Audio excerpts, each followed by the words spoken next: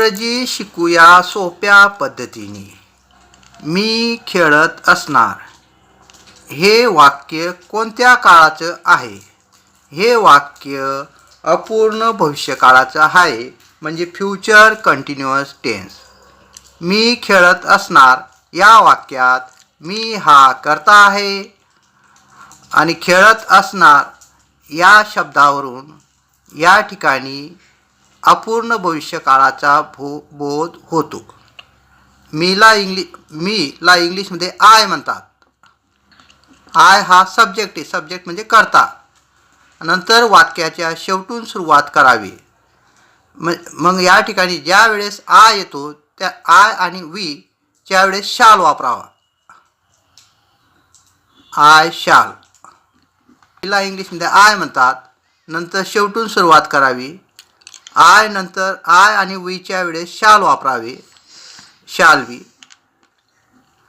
नंतर खेळत. खेळतला इंग्लिशमध्ये खेळणे म्हणजे प्ले आणि प्लेला आय एन जी प्रत्यय लावा. प्ले म्हणजे खेळणे आणि खेळत म्हणजे आय एन जी लावा. I shall be playing means मी खेळत असणार. तो शाळेत जाणार या वाक्यात तो हा कर्ता आहे. तोला इंग्लिशमध्ये ही म्हणतात. नंतर शेवटून सुरुवात करावी. वाक्याच्या शेवटून सुरुवात करावी. He will be going to school.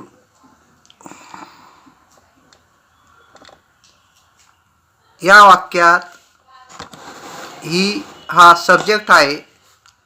Will be to बीचे रूप. गोईंग V4 आणि टू स्कूल ऑब्जेक्ट. मग या ठिकाणी फॉर्म्युला तयार झाला. सब्जेक्ट म्हणजे कर्ता प्लस टू बीचे रूप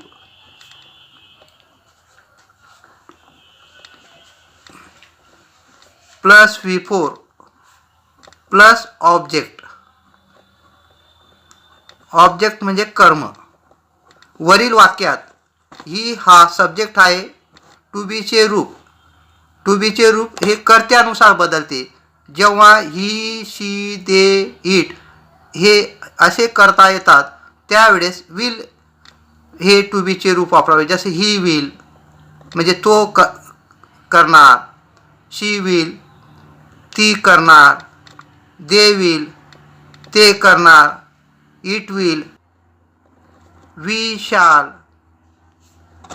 अशा वेळेस शालचा वापर केला पाहिजे. हे नियम आपण लक्षात घ्या.